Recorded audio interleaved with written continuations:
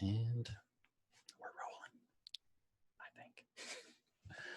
Hey, everyone. Thanks for joining us. This is Steve Pedersen, and I'm here with my great friend, Amy Leo. Amy is the singing psychotherapist, guiding women to discover genuine self-confidence without the use of cliche methods. Amy, thanks so much for joining me today. How are you?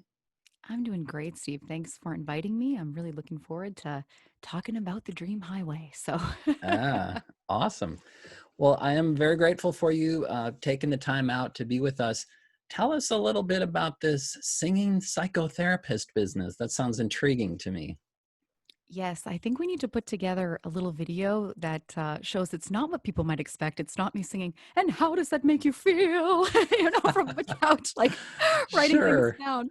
But yes, That's a great visual, by the way. I hadn't thought about that, but I love that idea. I can see a yeah. New Yorker cartoon with that. Exactly, exactly. I Yeah. think it would be really good fun. And again, trying to get some clarity on merging my passions of mental health education with music. Mm, And it really has been an interesting journey. And I think, in the beginning, I thought that I had to choose one or the other. But mm. alas, as we are creators of our own business, we can have it include whatever we want. And the results for clients have been really fun and really impactful. So Mm. Yeah. Tell me a little bit about some of the results that you've seen, some of the clients maybe. Well, yeah. I'm assuming you can't get into the specific clients, but Yeah, exactly. Well, I can even speak to myself okay. first, because I see that there is a lot of similarities and a lot of patterns with folks that are in my community. And I think that I was always someone that was seeking. I was always interested in kind of the personal development field. And there's something about actually subtracting Mm, and stepping back from what you think you know instead of offering more tips and techniques mm, and really yeah. beginning to look at what does it mean to be human? Just from a general Mm, perspective, not what are my individual feelings, not what's my individual past, but what's universal about being human. And the beauty of that question is there's only oh so many things that we can truly say are universal about being human. And there's something about that that allows a little bit more awareness and a little bit more space for our own wisdom and common sense to come through. mm. Yeah. Wow. Love it. Uh, so go into a little bit more about, yeah, I mean, just this idea of being human. Yeah, go into that a little bit more. What are you Yeah. thinking there? Yeah. I think the first thing with that, because there are a couple places we could go, but again, I'll speak for myself because you're also a musician Yeah. and a singer as well, a singer songwriter. And I think that we're under the illusion in this culture anyway, and in other cultures throughout the world, that we need outside validation, that we need to hit certain benchmarks, that we have to sing in a certain way, that it has Hmm. to be a pitch perfect note, that we have to have a certain look, right? There's all of these artificial layers that we put on ourselves. And I think innocently we think that if we achieve what we imagine is what we should be, we'll experience well being Right. Yeah. or we'll experience success in whatever it is that we're going for. So it's Sure. kind of a twofold thing. But there's something about, even as a young girl, I realized at the age of 12 that, wait a minute, if the rich and famous still have drug addiction issues Mm. or they're committing suicide, there's something missing from There's this something equation. going on here. Yeah, Yeah. exactly. Exactly. Yeah. And you're speaking to this idea of the external validation. And what do you think it takes to, you said something happened at 12, this, seeing other people, maybe some heroes, role models, if you will, having, I mean, we see that all the time in the news. I think the news loves to headline that kind of stuff. Sure. Exactly. But what do you think it takes to kind of wake up to that other level? I'm assuming what you're getting at is there's got to be some sort of internal validation. Well, here's the beauty of us all being human. And it has nothing to do with our singing ability or our IQ or what country we come from. And that's our ability to have spontaneous realization. Mm, Those aha moments that kind of, again, whether you're 12 years old or you're 30 or you're 60, that ability never goes away. And that's a type of learning that we often don't speak about. We speak more about the informational, okay, you've got to Mm. do A, B, C in order to get to Z. Yep. And we kind of diminish or underestimate our own innate capacity for spontaneous realization, insight, a sight from within. Ooh, I like that. Yeah. So it's just essentially an awakening. You have some kind of an awakening along your path, along your journey. I think what you're talking about, one of the songs on my album, "You Are the Difference," Yeah. speaks to that whole message where it's about, and that's kind of what the Dream Highway is about, is this journey not only of achieving your dreams, but also of just discovering who you are. And Yes. this song speaks to this idea of you are the difference, not your performance. But talk a little bit about that, because I know, just from following you on social media. By the way, for our listeners, Amy and I go back several years. We met at a music conference, so we've been buds a long time and following each other on social media. I know one of the things, you were involved in a singing contest. Yes, I was. I was. Before I talk about that, that is an incredible experience and what a learning opportunity. But I also just want to again hit home this idea of how natural these spontaneous realizations are. They aren't always life shattering, although they can be. Hmm. But I think everyone's had the experience where they've been up against something in their lives, and then they take a shower or they go for a run, and they're almost hitting themselves in the head with the obviousness of the solution. Mm. And so using that more as a guiding beacon. I actually didn't apply myself for the voice. It's the Voice of Finland competition. My husband is from Finland, and I was living in Finland at the time because he couldn't be here. It took us 13 months to get him to the US. So I had the ability to live in his culture and learn the language at least a little bit. I'll bet that was amazing. Oh yes, that's That's a whole another other story. That's a process. whole other podcast. But the foundations are all the same, right? The bottom line and the story of it is all the same. And there is something about the Voice of Finland where that was actually the first time I experienced a lot of stickiness or a lot of caught upness, a lot of anxiety and stress in many, many years. And so I was like, okay, there's something to see here. But I didn't apply myself. My mother-in-law actually put the first application through. And and then, there's something about success as well, that that ability to lean into opportunities as they come. Hmm. So it's like, okay, this is in front of me. Like we're gonna do it, whether my boots are shaking and my knees are knocking, and Yeah. it's kind of like looking beyond that. And oh gosh, yeah, there was something about that experience where, first of all, it allowed me to do a bucket list thing. And Mm. I remember when we met, actually, I did end up rapping a little bit, Uh-huh. but rap has been something I've loved my whole life, ever since I was a young girl. And again, I had a lot of illusions. I bought into the illusion that I had to Mm. look and be a certain way in order Sure. to do that specific genre of music. So And do you have any pictures? I'd I love to do, see I some do. pictures. I actually have some video. Yeah, I Some do. video? Oh my I do gosh. have some You'll video have to we've got to send me that post. later. I will, because even the decision to the audition song was very risky, quote unquote, because I rapped. I did Eminem's Not Afraid. Okay. Ooh. So instead, and even my mother-in-law was like, "But you've got such a beautiful voice, and why, Yeah. why aren't you using Why it?" do you gotta waste it on that rap, you kids these days? Yeah, exactly. But there's something about following what makes you excited Mm. and following your wisdom. And actually, one of the judges did turn the chair at the last moment. So then I progressed in the competition, and it was an opportunity to be in front of the largest audience I've ever been in front of. There are over Mm. 1 million viewers of The Voice in Finland. So it's actually a Wow. pretty big show. That's a large population, large percentage, considering the population is about 5.5 million anyway. All right. But there was something again about that experience that put me directly up against the realization that I still wanted to be famous, that I still was doing this for Mm. approval. And I Mm. remember I don't know if you're familiar with any Brene Brown's work of vulnerability, but I mean, I Sure, had yeah. like a vulnerability, hangover. Absolutely. I mean, the day before I knew that certain episodes were going to be posted, I remember like, oh my goodness, like, oh, and then judging myself on TV and like, oh, all this kind of Yeah. chatter that we all have. Yeah. But again, that's universal. We all have this chatter, and it's moment to moment. And the truth of it is, just because it comes from us doesn't mean that it's true. Mm. It's just habit, it's memory, it's insecurity that we can't get out of insecure moments, no matter how beautiful, famous, talented, multi-platinum record selling artists that we Yeah, we yeah. are. You know, it's interesting. I've been reading Byron Katie's book, Loving What Is.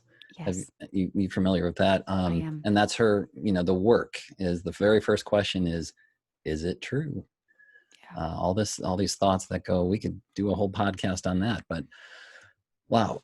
Yeah. So exciting stuff going on here. Somehow this led you to this place now where you're this singing psychotherapist. Yeah. Let's talk a little bit about a little bit more. I know we kind of touched on it, but what would it? Let's say, for example, I come in for a session, or we're having a session. You mentioned that you're not sitting there singing opera to me. Although So maybe I would. if that's If what's it gonna, resonated. right, Yeah. if that's what's gonna help me the most, then go nuts. Yeah, Yeah. how does these two fields come together for you? Yeah, really organically. So I do have a background in social work. So I Okay. did work as a social worker in New York City for a number of years where it was a little bit more structured in the sense of it may be more of what we think of when we think of the word therapy or counseling. The freedom that I've been able to experience so ever since coming across something called the three principles of health realization, it's a much more educational model of being human. And the beauty of that is when someone comes in, it used to be that we actually usually do retreats. So we usually do like a 4-day intensive with either individuals or small groups. That's my favorite way to work. Although sometimes, because of people's job obligations and life circumstances, it's not possible. But that's my favorite way because, Okay. And let me ask you real quick. sure. One of the things you mentioned is guiding women to discover these groups. Are they men and women? Are they primarily for women, or do you open Yeah, it up and primarily women show up? How does that look? exactly. Great question. It is open to everyone, but they're primarily women. Okay. It's been the bulk of folks in our community. And and there's something about again being able to show up with someone and speak about again what is universal about being human. It's such a simple question, but it's Mm-hmm. something we don't put a lot of attention on. And we begin to look at again very simply what is working under the hood. Thought. Is it true? Well, I I would ask, is any thought we have really ultimately absolutely true? Mm. Because we're all living in our own perceptual reality of life. There's one world, but there's billions of realities. And even For the sure. recent pandemic, you can clearly see this, I'm sure, with Yeah. family members and friends. Everyone's having a completely different reaction, unique reaction. None of it's wrong, but a completely unique reaction to the same circumstance. Yeah. And even I saw your post that you did on Facebook the other day with what's sort of like your catchphrase, I think was kind of the gist of it. Like Yes. what are the things that you say that just kind of flow out of your subconscious? And I started thinking about The Simpsons and how everybody's got their catchphrase. Bart's got "Don't have a cow, man," or It's you so know, true. this kind of thing. And what that made me think of is this idea that our thoughts are like television shows, that Mhm. they're just things that we sit back and observe. Yes. Um, but the thing about a really, really good television show is that it draws you in so you don't even know.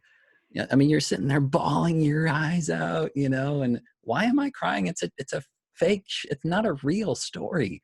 But yeah, Yeah. those stories pull us in, and our thoughts are like that we can just like a clicker, click. Well, I don't want this thought is not entertaining me, or whatever, it's not true. Let me find a different thought. So yeah, that's fascinating, the whole idea of that. It's definitely something we all share in common in our humanity along the dream highway, is we all have these thoughts that are so convincing to us.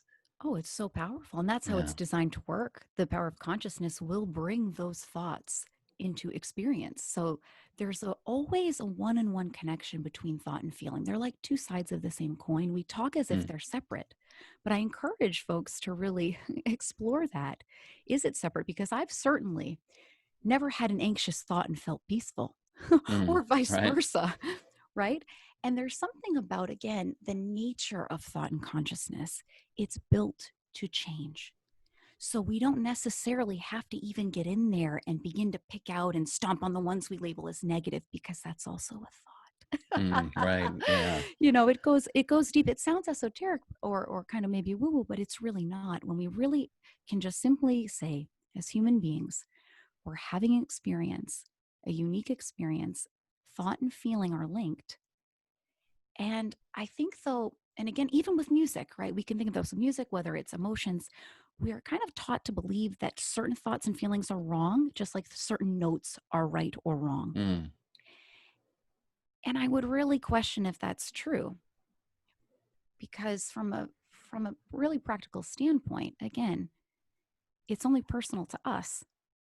But if you go around and you ask people about, for instance, your own insecurity, oh, don't worry about it. No big deal, because for them they have a completely different perception of it, completely different Sure. reality of it. So there's something about that where we can't stop being human. The thoughts are flowing like a river, and if you think of a river, over time the water is building grooves in the earth. Mm-hmm. Just like in our brains, neural pathways are being Mm. created after repetitive thinking. And what's the Mm. catchphrase on this subject, and how do you react typically to this subject? Wow. Amy, that is a very powerful metaphor. I've never heard it put that way. But when you started talking about the water, making grooves in a river, I mean, that's the first thing that came to my mind is just, what is that? Just wind and rain and water, how they, erosion, right? Yes. How they create, they make rough rocks smooth and, wind their way through the Grand Canyon, this kind of a thing.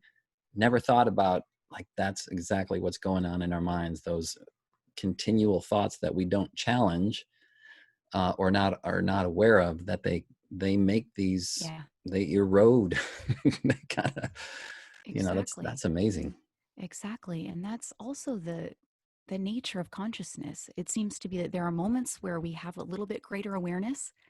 If you're quarantined at home with a loved one and they do something one day and you just don't have the awareness and you just snap, and you kind of can't help it. Another day, another time, even maybe an hour later, it could be that for the grace of that moment of consciousness, you had a little bit higher level of awareness, and you Mhm. had the ability to step back and say, whoa, whoa, whoa, wait a minute, that's not so personal, actually. And you could choose to react differently. So it's this beautiful paradox of being human Yeah. that we're all experiencing. Now, when you work with people, do you help them? Is the singing part of it kind of a one-sided thing where you're the one kind of bringing the music into it, or are you sort of, I mean, I guess there could be this sort of metaphor of a song, like everybody has a song, quote unquote, inside of them. Are you working to bring out that song, or is it purely like you're just using music as a form, almost like music therapy kind of a thing? That's a really great question. And I'm probably going to be your least favorite Uh, guest because I never give a direct answer, but it really depends. Listen, I totally love indirect answers, because people ask me, what does the dream highway mean? And I'm like, well, Depends when you ask me. No. yeah, I mean, exactly. I think of it like, I'm not sure if you're familiar with the Tao, but the first couple of lines of the Tao is, the eternal Tao cannot be named. You can't describe it. So Yeah. But go nuts. I will give you some kind of structural answer because I did want to circle back to the music because I know you did ask that specifically. So it really does depend. I find actually, I have also worked with people that are mute. They are, everyone's musical, but they have an interest in singing, Hmm. and they just have a lot of fear with singing in front of others. So that's a beautiful pairing. And often even folks that don't express wanting to perform or sing someday, there's something about, just like public speaking, there's something about music and singing that can really be a powerful learning tool, because it can put us up against, it can put in a clearer view the insecurities we're living with every day, as far as perhaps a fear of criticism or rejection. I mean, I think public speaking I think last time I checked, it's one of the top 3 fears people have, Yeah. sometimes even more than dying, or very closely linked, something like that. I mean, it's very powerful, that perception of social rejection or Oh criticism. yeah. Yeah, totally. When Yeah. I first got into public speaking myself, my coach said, well, why don't you do a little research on it? And so I started Googling, and it was like I couldn't find anything other than articles on dealing with fear. Yeah. of like, Yeah. wow, no wonder so many people don't do it, because there's so much like fear, like, I didn't even know I should be afraid. Should I be afraid? Yeah. And it's yeah, that's the whole thing with putting yourself out there in any way, whether it's a written word or Yes. speaking or any kind of music. How am I going to be judged? And this kind of goes back to what you were talking about earlier of like, well, if you're getting your validation externally, then you're going to have those fears. But if your validation is coming from within and you know you are the difference, then maybe it's a different story. But I'm sorry, go on. Go on. No, I think it's a beautiful point. It's a beautiful point. And I know for me also, it's so interesting again, because I really liked when you said, should I be afraid? Mm, Because again, it shows that when we have less on our mind, when we have less thinking about something, there's more freedom there naturally. mm, So I'll give an example. I have a really good friend that's always wanted to make a living as a writer. She doesn't write. mm. I've actually made a pretty decent living as a writer, actually. When I was Okay. living in Amsterdam and things like that, I was writing quite a bit because I didn't have a lot of loaded concept about wanting to make it as a writer. Oh, yeah. Now, during that time, I was not singing as much, however, because for me, I have a lot of history, right? There's a lot of rivers over the years and Hmm. different teachers. And there's something about making sure that you really find a teacher that's going to not only speak to the craft, but also to your own growth and development in a positive way. Because I've had both. I'm sure maybe you've come across both too. Yeah. Um, there's just something about that, about having less on your mind. And that's what I really love about subtractive psychology. That's really the type of conversations that we're leading to. And sometimes it involves music and sometimes not. It does depend on the person, but it does free up more bandwidth when you have less on your mind. The irony of it, I find though, is if you kind of like look with one eye, like, oh, okay, I really don't care about being famous or being successful anymore. Okay, how am I doing Mm. now? How am I doing now?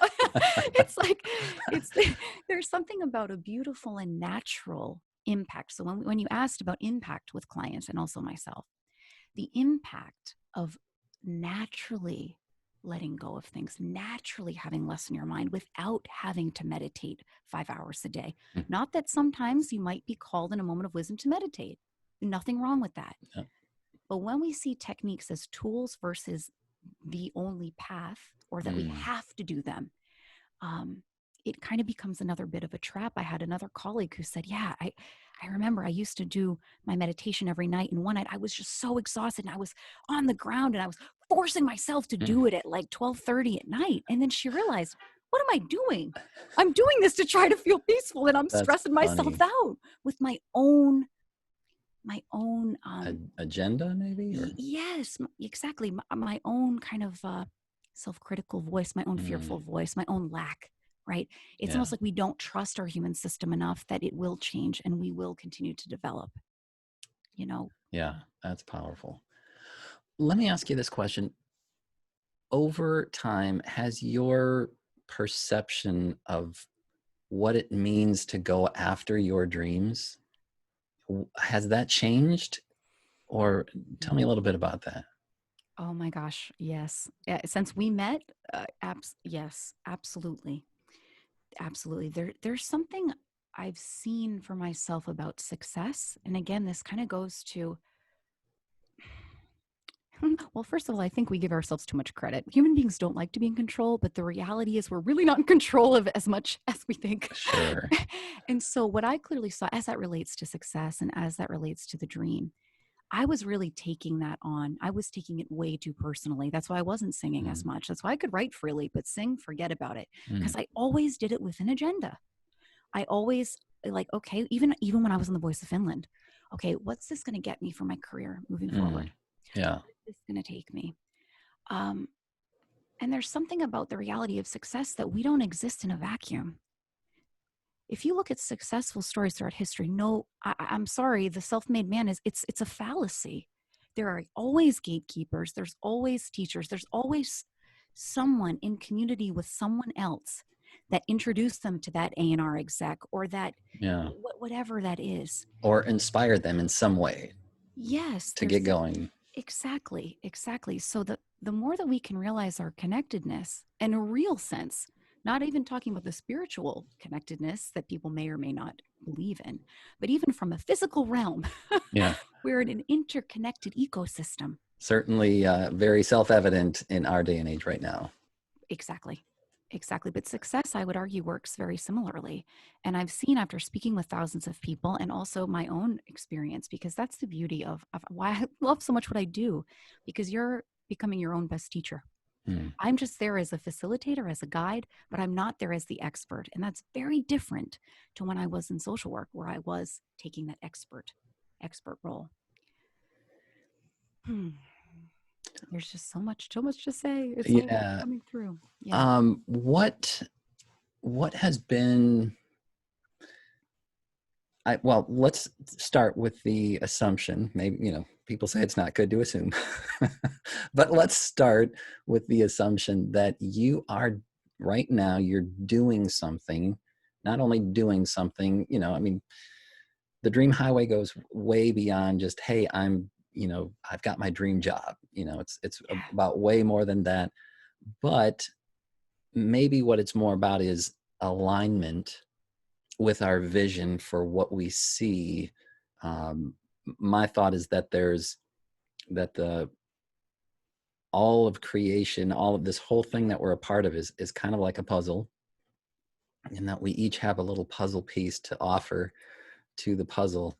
Um, and then there's this impetus in us to get that puzzle piece out there.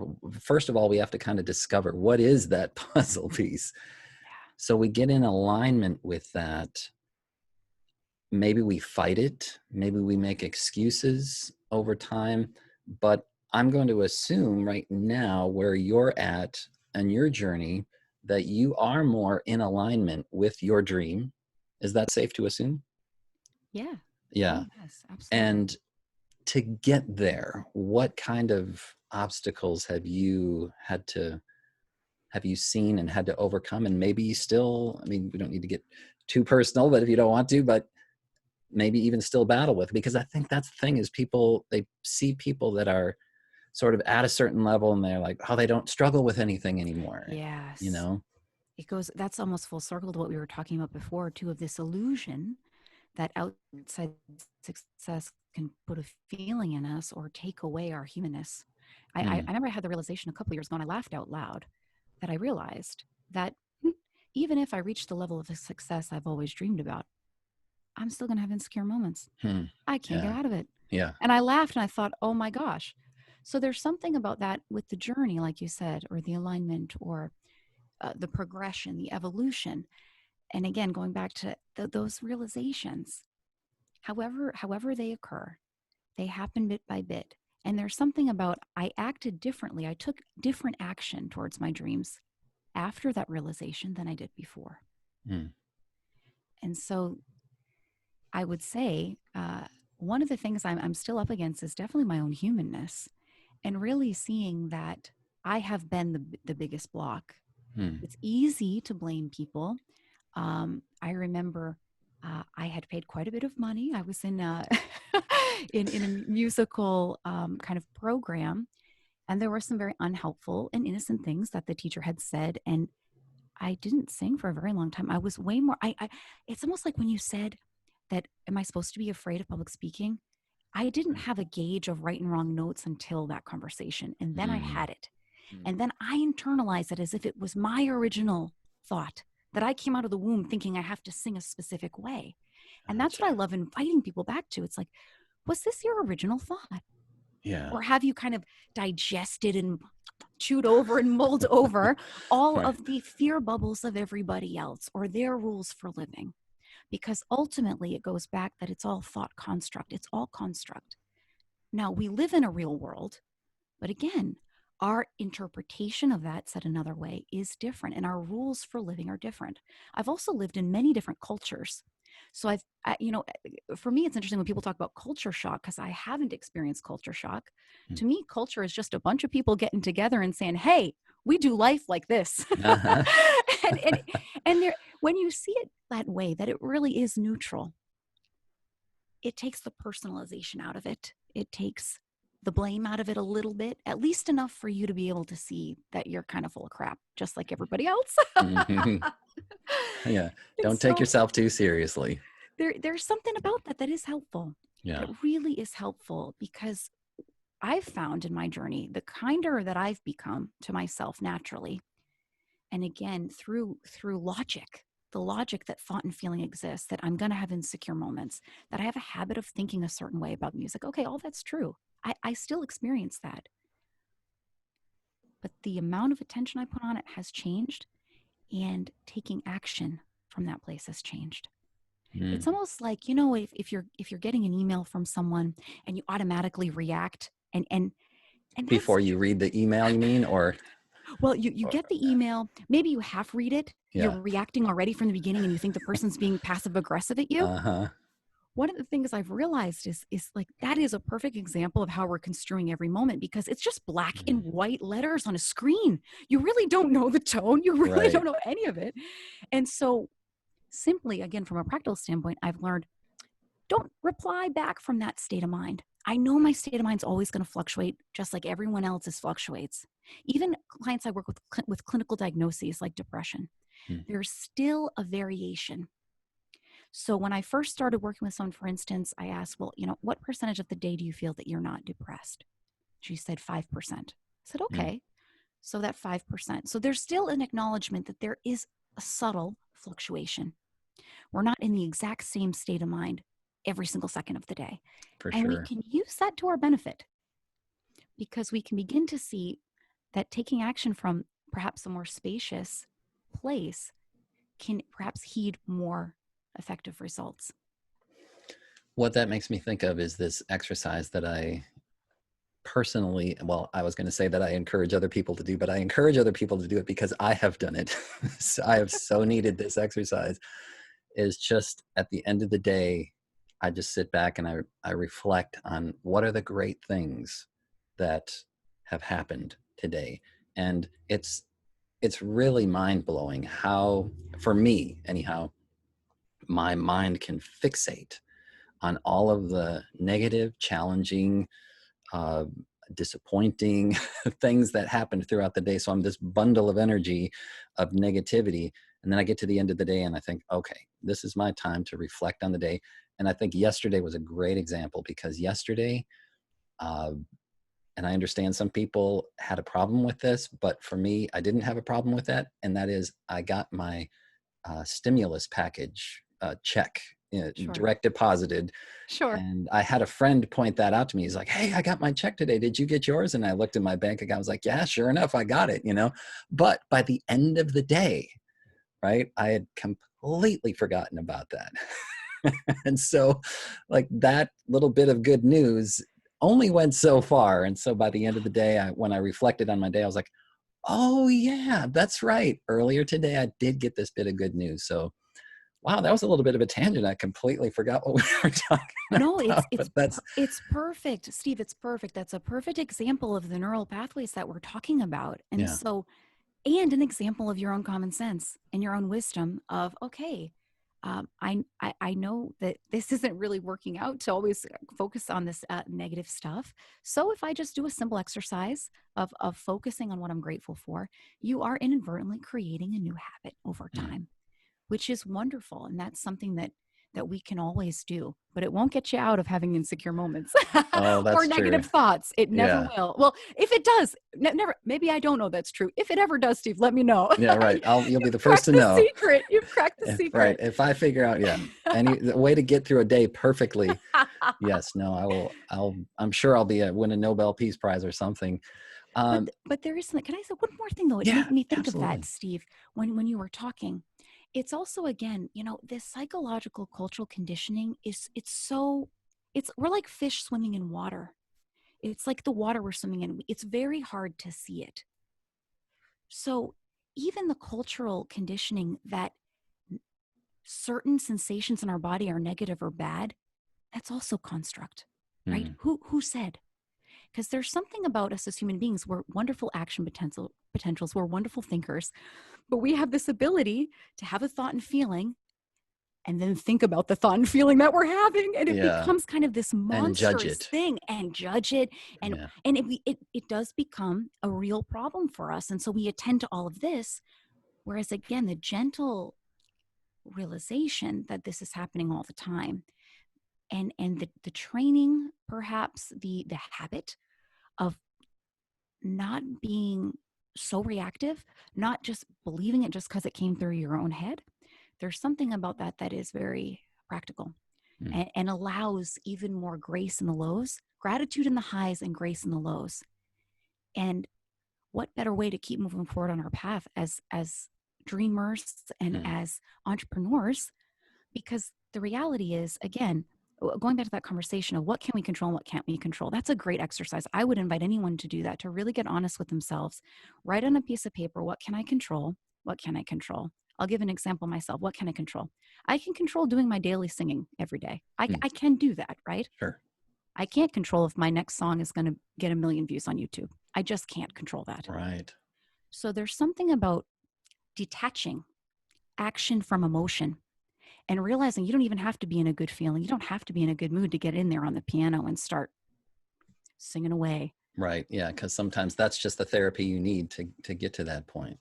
Yeah. For Or on sure. social media, whatever it is, the more that we see that we don't have to be so subservient to our emotion, that we can take action even in our low moments, and be kind with ourselves if we really feel we shouldn't take Sure.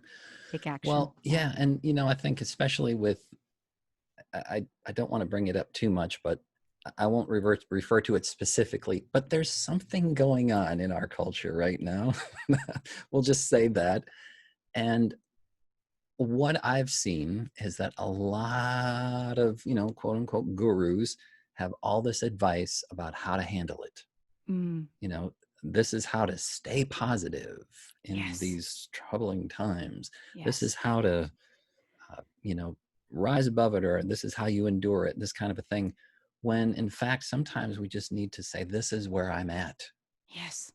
Because I think what we're Yes. doing is we're judging that. We're saying that's not good. We shouldn't, we shouldn't be there. It's fighting, like Byron Katie would say, it's fighting what is, Yes.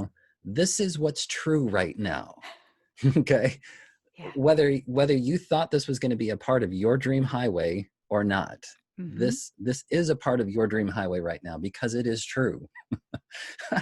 So Well, and that's the recipe for human suffering right there, Steve, wanting to be anywhere else than where you are now. right. Whether that's emotionally, whether that's your bank account, whether that's your relationships, that really is the recipe for suffering.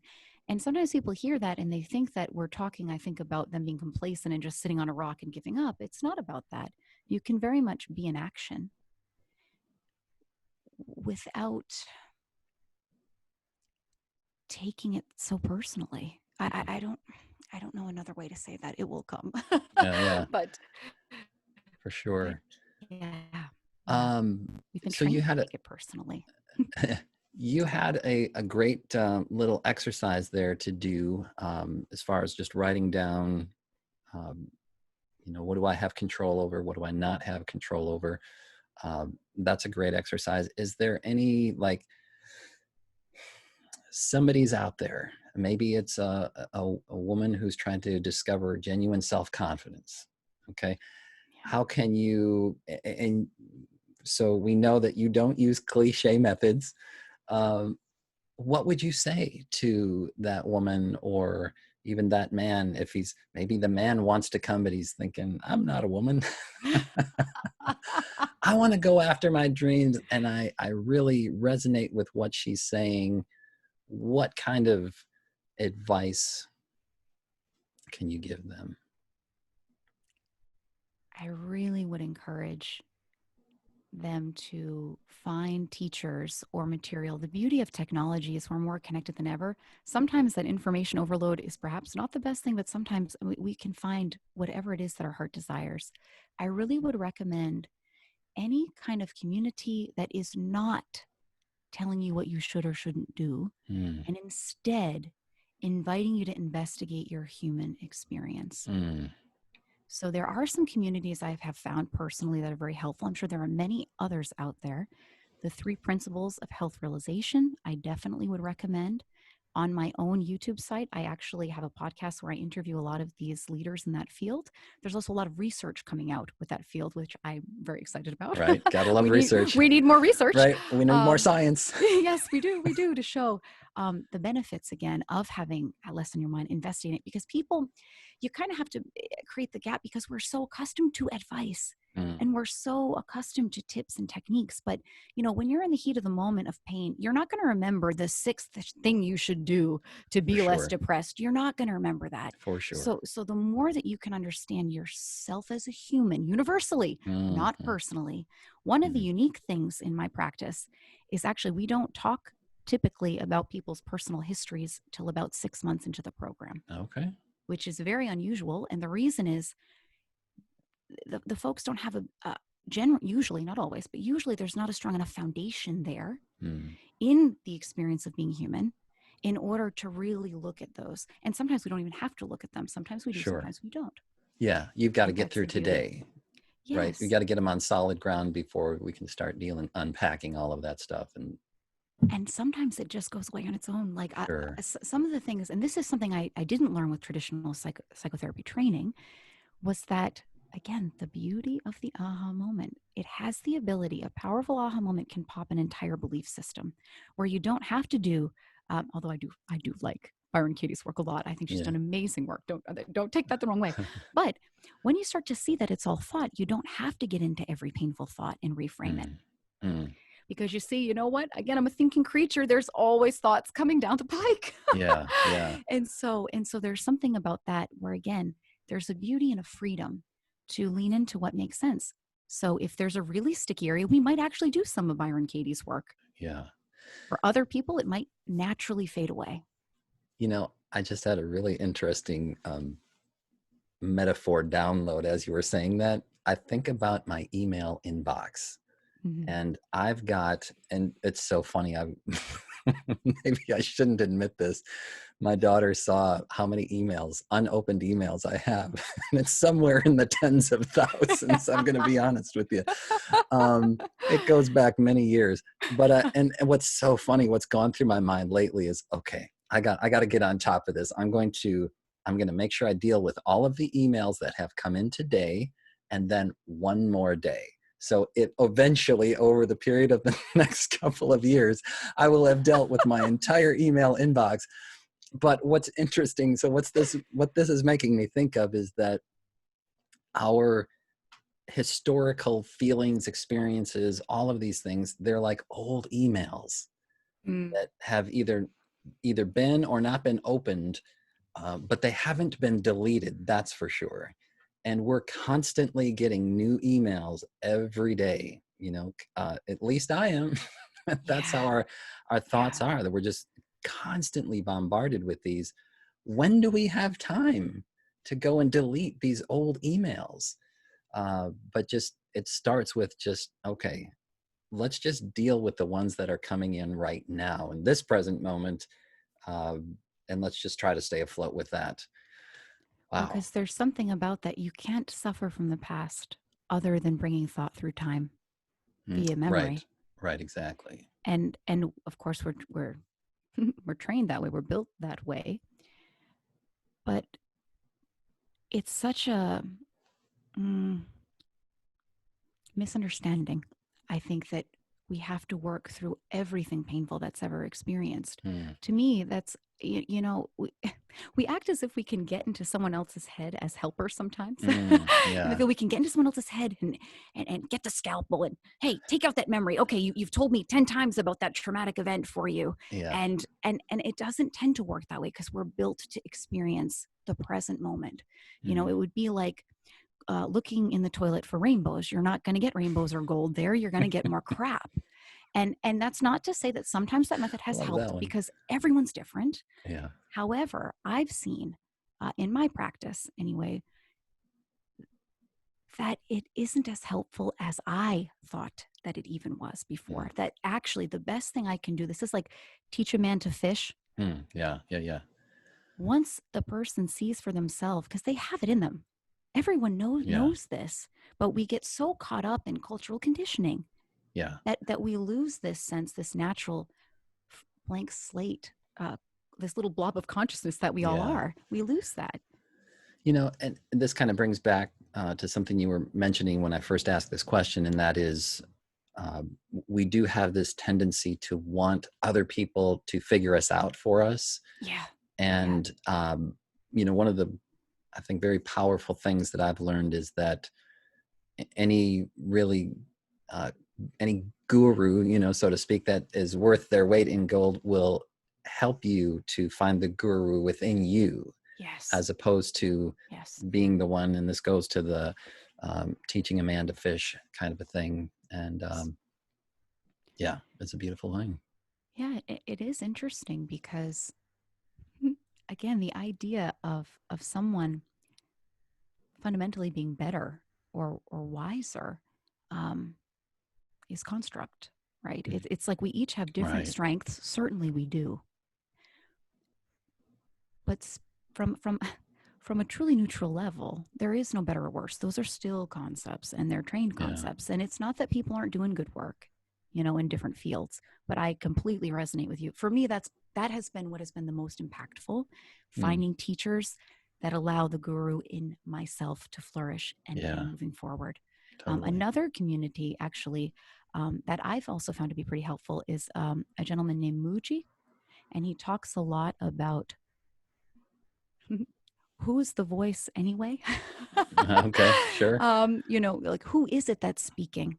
Is that the personality or the essence of your being, of your human being? Because, again, we take so many actions from a place of wanting to, I'll speak for myself. I have taken many actions from a place of wanting to feel special, wanting to be right, wanting to fight away painful feelings of insecurity or lack. And there's something about that that's illusionary. It's truly illusionary. Yeah. That it's a thought that comes in. There's no substance to thought. It's just energy. It's beautifully said, Steve. It's just energy. And we can get ourselves into trouble when we act on it. But a feeling alone isn't going to hurt us. And so the more we become comfortable with our own discomfort, the implications are really mind-boggling. Again, in my practice, I have worked with a lot of folks that do have clinical diagnoses. I'm not underestimating that. I'm not saying it's in someone's head, actually. Let me really be clear about that. Yeah. I'm not saying that. These are real reactions, real symptoms, in a way. Yeah. But people, again, I had one gal, this speaks to the power of this, Steve. It's like we worked together in the 4-day retreat format, and then we worked again together for another 4 months. We did not talk about her bipolar diagnosis. By the end of the time together, she no longer identified as bipolar. So she really wasn't experiencing the same sensation she was before. And eventually she did wean herself off medication. Sometimes that's the right answer. Sometimes it's not. So I don't like making disclaimers. Right. Disclaimers here. We're not everyone. We're not telling anybody to stop taking their meds. Yes, please don't. Yeah, exactly. Not saying that, but it's a potential though. It's a possibility. I've always been more intrigued of what's possible for human beings than what's probable, than what's the norm. Because there's outliers in everything, in every research study, in every norm, in every horribly traumatic situation.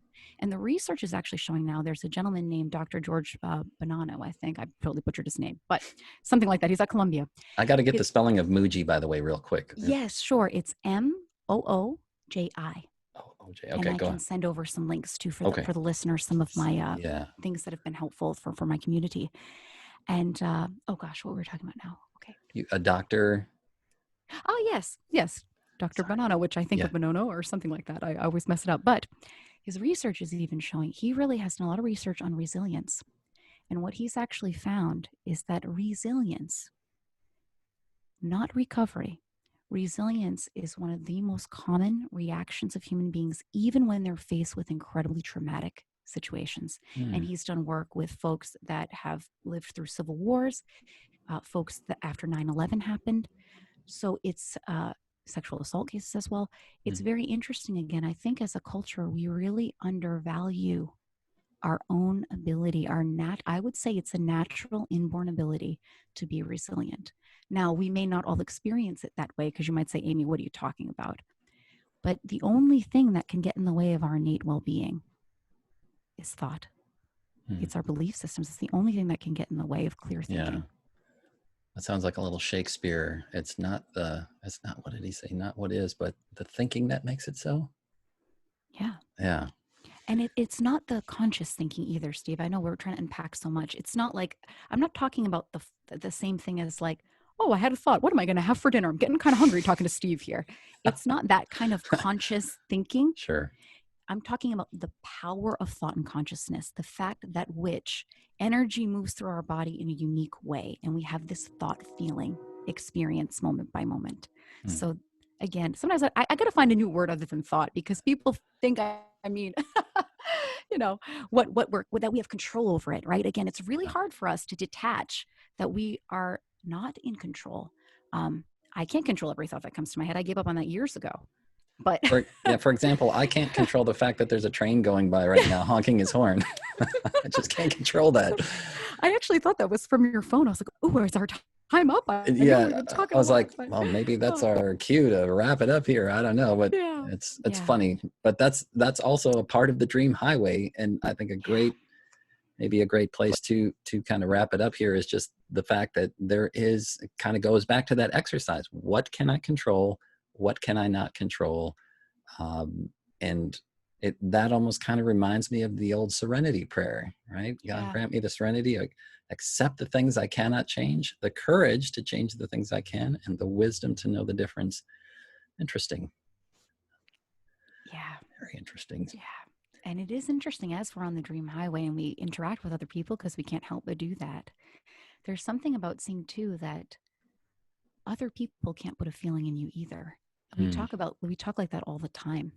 And again, if folks are quarantining together as a family, might say, oh, my husband's driving me crazy, or my wife, this or that. We speak that way all the time. But again, I would invite folks to really explore, really question that life is happening from the inside out. Yeah. There's a lot of mixed paradigms out there. Like, for instance, we seem to be breaking up here a little bit here. There we go. Give it a shot again. Okay. No, it was just a brief little interrupt there.